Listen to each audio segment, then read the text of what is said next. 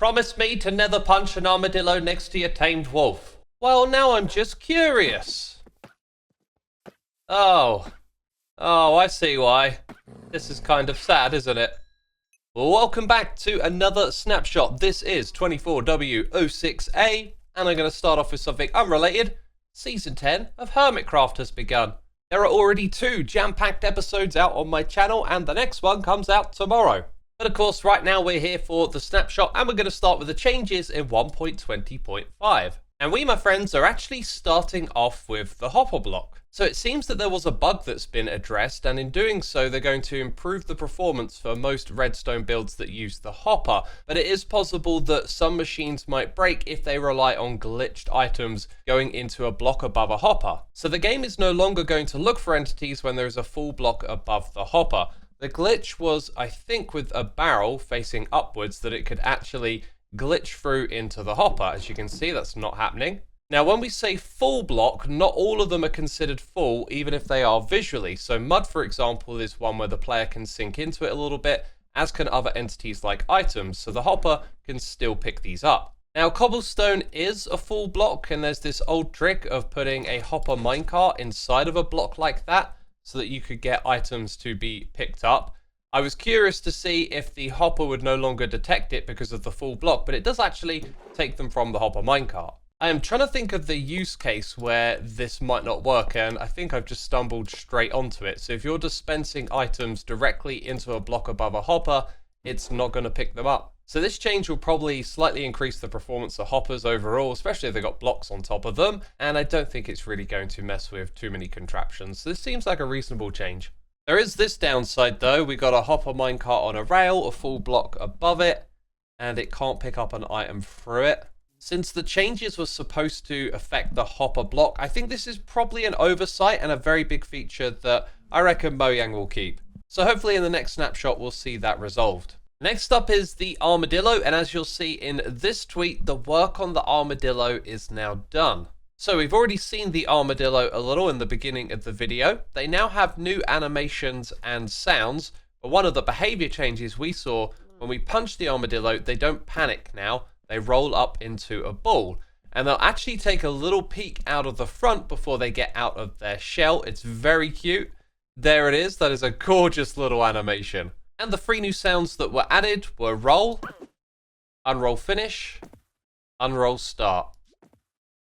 Next up are the changes to tamed wolves. Our friends are now going to have double the health that they had before, which means they have twice as much health as a player. They will now have 20 hearts. Along with this, they no longer take half the damage from environmental sources like lava and water, fall damage and falling blocks. They used to take half, they now take the same amount as the player. But this means that damage from an attack, like with a sword or a projectile, they will now have more health to absorb that damage. And feeding a wolf will now heal it for twice as much as it did before. And if a snow golem's snowball attack hits a wolf, it will no longer damage them, it will simply just push them. Okay, this is silly, but I've discovered something. Look what you can do with a snow mountain. It's a good thing snow didn't generate too deep, otherwise you could just go around spamming these and creating an instant army.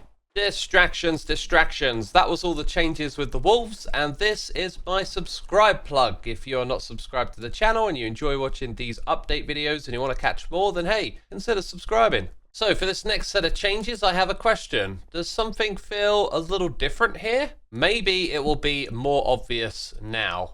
We have new attribute modifiers, and one of those is generic gravity, and this is the default value of the game.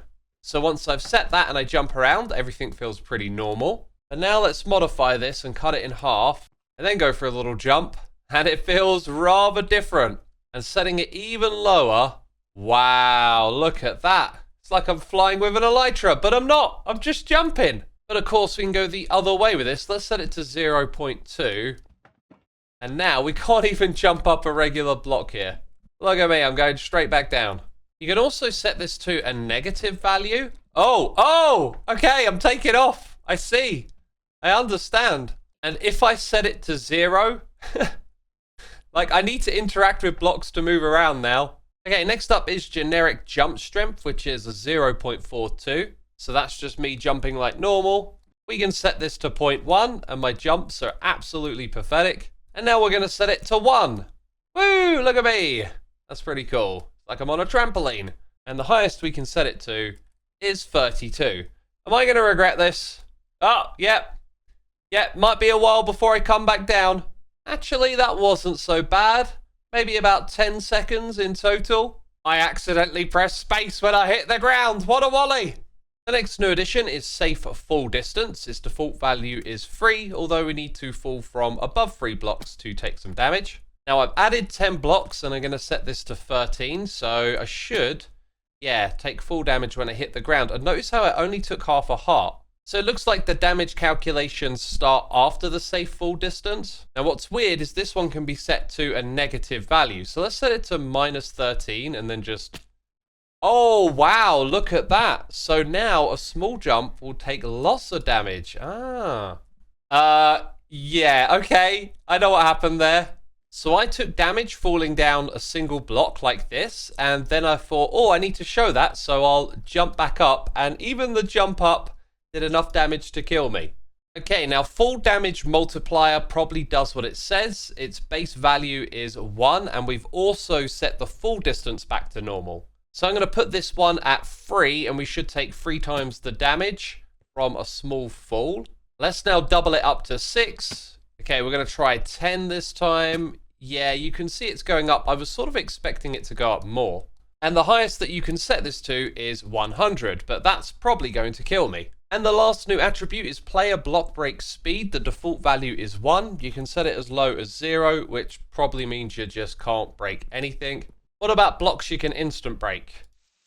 Nope, can't even break this. Wow. And the highest value you can set it to is 1024. So, in survival. Wow. Just wow. Okay, I've gone and set it to 20. Yeah, this is kind of interesting.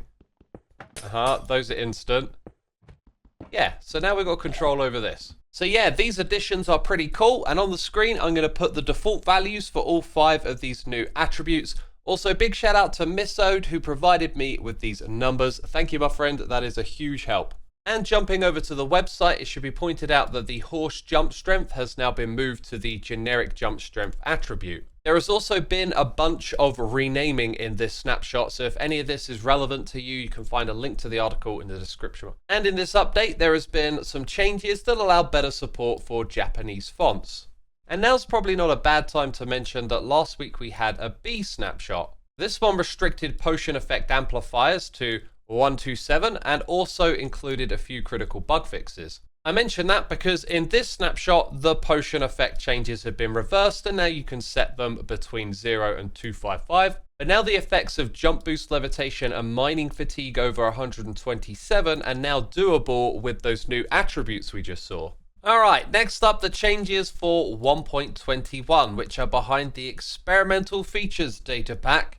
And this item right here has been added. You saw it earlier in the video. It is the wind charge, and you get it from a breeze. It cannot be crafted, but we'll come back to the breeze in a little bit. This is a projectile that the player can use, a new form of weapon and attack. That's if you can aim, of course. So this does do damage to other entities. If you hit one directly, it'll do 1 heart of damage or 2 damage points. And if you don't actually hit the entity, you'll see that it can kind of knock it around a tiny bit. And if you actually hit it at its feet, you can send it way up into the sky. Now, it's said that when the player is firing one of these, it will have 10% more knockback than when a breeze uses it. But it has a much smaller area of impact where it affects the entities around it.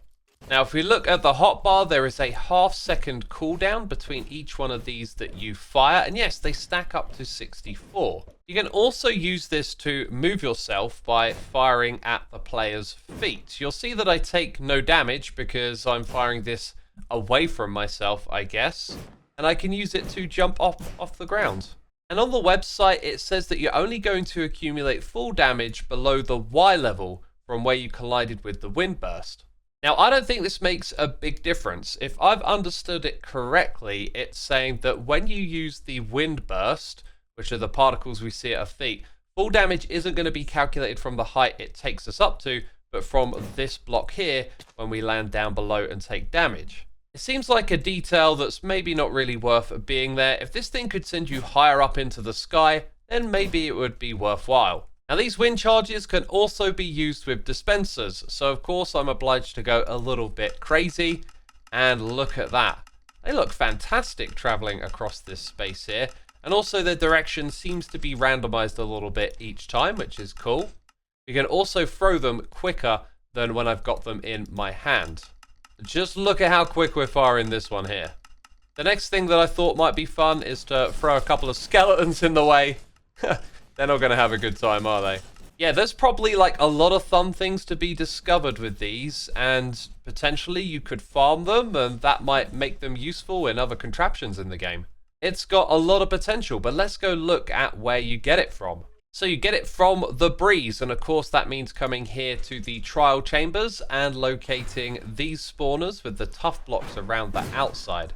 It's when you kill the breeze that you're going to get the wind charge, and I believe it drops every single time and looting doesn't affect it. You should get between 4 and 6. So I got 4 that time, and this time I got 4 again.